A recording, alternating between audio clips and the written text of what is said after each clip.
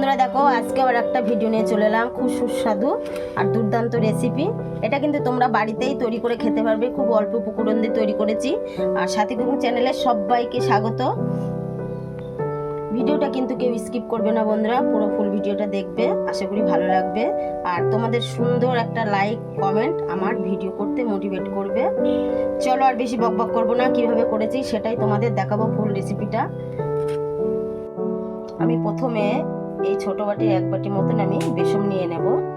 তার একটা ডিম, একটি মাত্র ডিম নেব। দেখো আমি ডিমটা বেসনের মধ্যে দিয়ে দিলাম। এবার দিয়ে দেবো অল্প করে লবণ, পরিমাণ মতো লবণ দিতে হবে। এবার দিয়ে দেবো আমি গোলমরিচের গুঁড়ো, একটু স্বাদ যাতে একটু হালকা স্বাদটা লাগে। দেখো আমি গোলমরিচের গুঁড়োটা দিয়ে দিলাম। এবার দিয়ে দেবো অল্প করে আমি একটু হলুদ।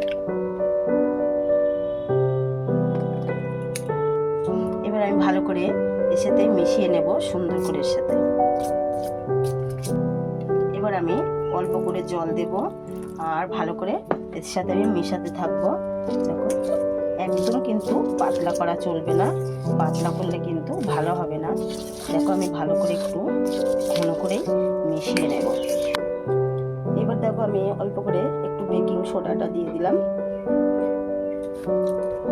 এবার দেখো আমি ভালো করে একটু 2-3 মিনিট মতো এরকম ভালো করে ফাটিয়ে নিতে হবে।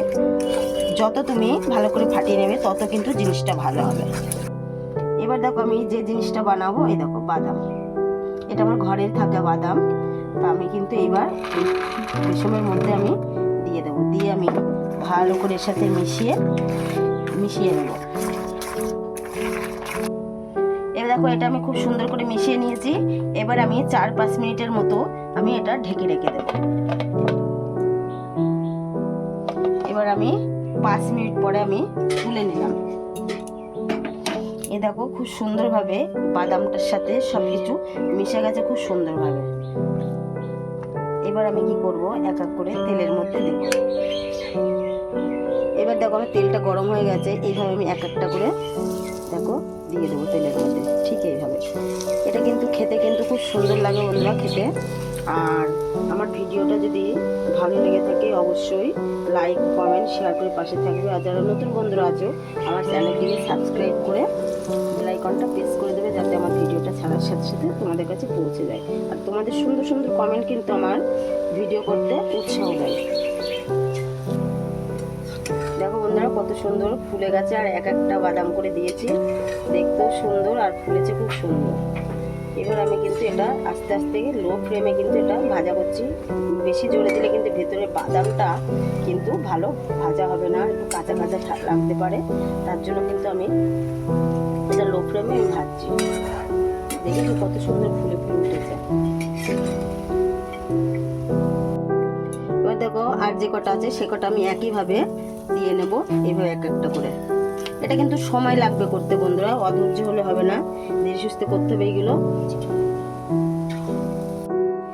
এবার আমি দেখো এটা হচ্ছে ম্যাগি মশলা, আমি এর মধ্যে একটু দিয়ে দিলাম। এটা দিলে কি হবে, খেতে কিন্তু খুব ভালো লাগবে। আর মেয়ের সাথে ভালো করে মিশিয়ে নিই। দেখো আমি খুব সুন্দর করে মিশিয়ে নিচ্ছি। এটা কিন্তু বর্ষার দিনে চার সাথে খেতে কিন্তু খুবই ভালো লাগবে, ছোট বড় সবারই কিন্তু ভালো লাগবে খেতে।